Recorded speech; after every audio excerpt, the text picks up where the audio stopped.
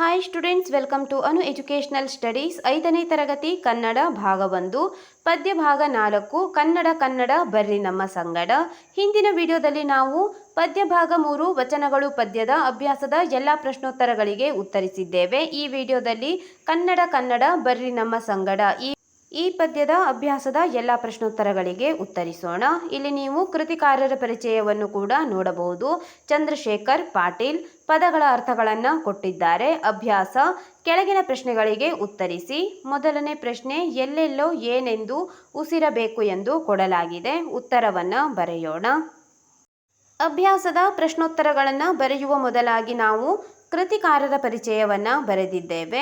ಕೃತಿಕಾರರ ಪರಿಚಯ: ಕವಿಯ ಹೆಸರು ಚಂದ್ರಶೇಖರ್ ಪಾಟೀಲ್, ಜನನ 1939, ಜನ್ಮಸ್ಥಳ ಹಾವೇರಿ ಜಿಲ್ಲೆಯ ಸವಣೂರು ತಾಲೂಕಿನ ಹತ್ತಿಮತ್ತೂರು, ವೃತ್ತಿ ಪ್ರಾಧ್ಯಾಪಕರು, ಕೃತಿಗಳು ಬಾನುಲಿ, ಮಧ್ಯಬಿಂದು, ಗಾಂಧಿ ಸ್ಮರಣೆ, ಶಾಲ್ಮಲ. ಪ್ರಶಸ್ತಿಗಳು: ಪಂಪ ಪ್ರಶಸ್ತಿ, ಕನ್ನಡ ರಾಜ್ಯೋತ್ಸವ ಪ್ರಶಸ್ತಿ, ಆಳ್ವಾಸ್ ನುಡಿಸಿರಿ ಪ್ರಶಸ್ತಿ, ನಾಟಕ ಅಕಾಡೆಮಿ ಪ್ರಶಸ್ತಿ.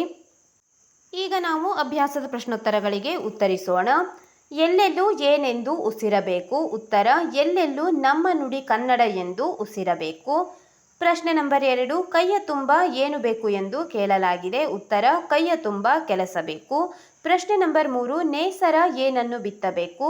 ಉತ್ತರ: ನೇಸರ ಭೂಮಿಯ ತುಂಬ ಬೆಳಕನ್ನು ಬಿತ್ತಬೇಕು.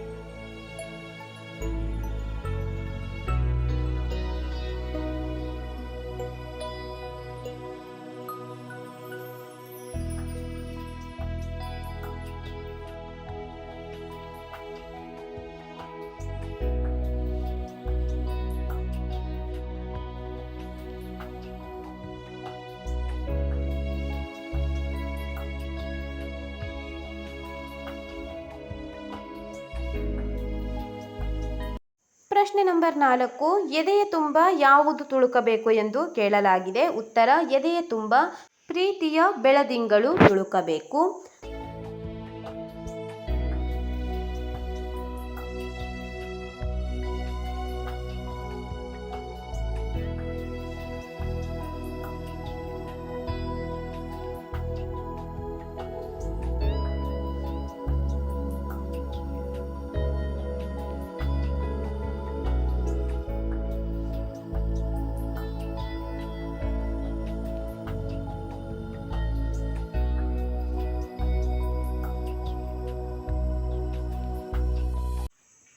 ಕೆಳಗಿನ ಪದ್ಯ ಭಾಗವನ್ನು ಪೂರ್ಣಗೊಳಿಸಿ ಕಂಠಪಾಠ ಮಾಡಿರಿ. ಇಲ್ಲಿ 2 ಪದ್ಯ ಭಾಗಗಳನ್ನು ಕೊಡಲಾಗಿದೆ. ಕೊಟ್ಟಿರುವಂತಹ 2 ಪದ್ಯ ಭಾಗಗಳನ್ನು ನೀವು ಪೂರ್ಣಗೊಳಿಸಿ ಪುನಃ ಕಂಠಪಾಠವನ್ನು ಕೂಡ ಮಾಡಬೇಕಾಗಿದೆ. ಪ್ರಶ್ನೆ ನಂಬರ್ 1, ಎಲ್ಲೆಲ್ಲೋ ಡ್ಯಾಶ್ ಸಂಗಡ. ಇಲ್ಲಿಯವರೆಗೆ ಪದ್ಯ ಭಾಗವನ್ನು ನಾವು ತುಂಬಬೇಕಾಗಿದೆ.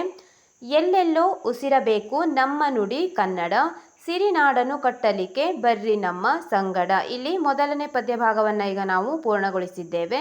ಎರಡನೇ ಪದ್ಯ ಭಾಗ, ಮೈಯ ಡ್ಯಾಶ್ ನೇಸರ ಎಂದು ಕೊಡಲಾಗಿದೆ.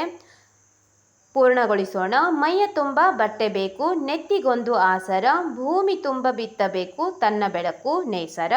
ಎರಡನೇ ಪದ್ಯ ಭಾಗವನ್ನು ಕೂಡ ಇಲ್ಲಿ ನಾವು ಈಗ ಪೂರ್ಣಗೊಳಿಸಿದ್ದೇವೆ. ನೀವು ಇಲ್ಲಿ ಕೊಟ್ಟಿರುವಂತಹ 2 ಪದ್ಯ ಭಾಗಗಳನ್ನು ಕಂಠಪಾಠ ಮಾಡಬೇಕಾಗಿದೆ.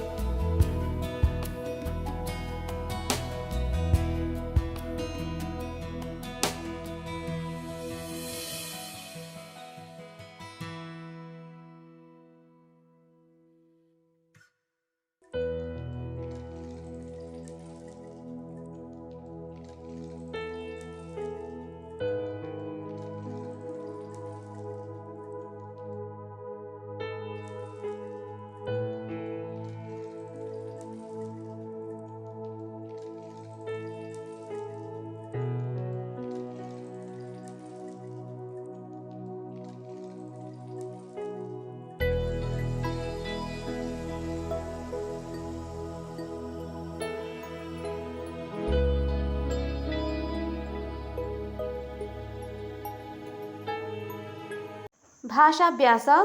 ಮೇಲೆ ಕೊಟ್ಟಿರುವಂತಹ ವ್ಯಾಕರಣ ಮಾಹಿತಿಯನ್ನು ಗಮನಿಸಿ ಕೆಲವೊಂದಿಷ್ಟು ಪ್ರಶ್ನೆಗಳನ್ನು ಕೊಡಲಾಗಿದೆ. ಕೊಟ್ಟಿರುವಂತಹ ಎಲ್ಲ ಪ್ರಶ್ನೆಗಳಿಗೆ ನಾವು ಈಗ ಉತ್ತರವನ್ನು ಬರೆಯಬೇಕು. ಪ್ರಶ್ನೆ, ಪದಗಳನ್ನು ಕೂಡಿಸಿ ಬರೆಯಿರಿ. ಪ್ರಶ್ನೆ ನಂಬರ್ 1, ಮೇಲೆ ಪ್ಲಸ್ ಇಟ್ಟುಕೊಂಡು ಮೇಲಿಟ್ಟುಕೊಂಡು, ಶುಭ್ರ ಪ್ಲಸ್ ಆಯಿತು ಶುಭ್ರವಾಯಿತು, ಬಂಡೆ ಪ್ಲಸ್ ಅನ್ನು ಬಂಡೆಯನ್ನು. ಇಲ್ಲಿ 3 ಪದಗಳನ್ನು ಕೂಡಿಸಿ ಬರೆದಿದ್ದೇವೆ. ಆ ಪ್ರಶ್ನೆ, ಪದಗಳನ್ನು ಬಿಡಿಸಿ ಸಂಧಿಯ ಹೆಸರು ತಿಳಿಯಿರಿ. ಪ್ರಶ್ನೆ ನಂಬರ್ 1, ಸವಿಗನ್ನಡ ಎಂದು ಕೊಡಲಾಗಿದೆ. ಬಿಡಿಸಿ ಬರೆದಾಗ ಸವಿ ಪ್ಲಸ್ ಕನ್ನಡ ಸವಿಗನ್ನಡ, ಇದು ಆದೇಶ ಸಂಧಿ. ಎರಡನೇ ಪ್ರಶ್ನೆ, ಮರವನ್ನು ಮರ ಪ್ಲಸ್ ಅನ್ನು ಮರವನ್ನು ಆಗಮ ಸಂಧಿ. ಪ್ರಶ್ನೆ ನಂಬರ್ 3, ನಾವೆಲ್ಲ ನಾವು ಪ್ಲಸ್ ಎಲ್ಲ ನಾವೆಲ್ಲ, ಇದು ಲೋಪ ಸಂಧಿಯಾಗಿದೆ.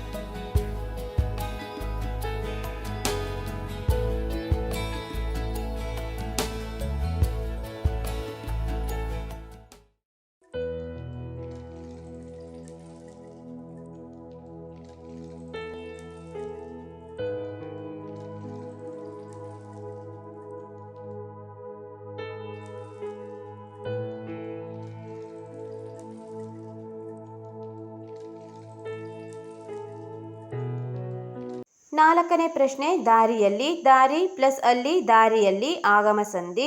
ಒಂದೊಂದು ಒಂದು ಪ್ಲಸ್ ಒಂದು ಒಂದೊಂದು, ಇದು ಲೋಪ ಸಂಧಿ.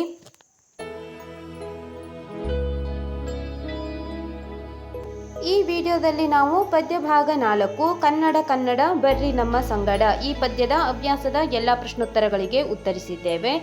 ಮುಂದಿನ ವಿಡಿಯೋಗಳಲ್ಲಿ ಪೂರಕ ಪಾಠಗಳ ಅಭ್ಯಾಸದ ಪ್ರಶ್ನೋತ್ತರಗಳಿಗೆ ಉತ್ತರಿಸೋಣ. ನಮ್ಮ ಅನು ಎಜುಕೇಷನಲ್ ಸ್ಟಡೀಸ್ನಲ್ಲಿ 5ನೇ ತರಗತಿ ಕನ್ನಡ ಭಾಗ 1ರ ಎಲ್ಲ ಪಾಠಗಳ ಅಭ್ಯಾಸದ ಪ್ರಶ್ನೋತ್ತರಗಳನ್ನು ಬಿಡಿಸಲಾಗುವುದು. ನೀವು ಎಲ್ಲ ಪಾಠಗಳ ಅಭ್ಯಾಸದ ಪ್ರಶ್ನೋತ್ತರಗಳಿಗಾಗಿ ನಮ್ಮ ಚಾನೆಲ್ನ ಪ್ಲೇಲಿಸ್ಟ್ 5ನೇ ತರಗತಿ ಕನ್ನಡ ಭಾಗ 1 ಪ್ರಶ್ನೆ ಉತ್ತರಗಳು ಇದನ್ನು ಗಮನಿಸಬಹುದಾಗಿದೆ.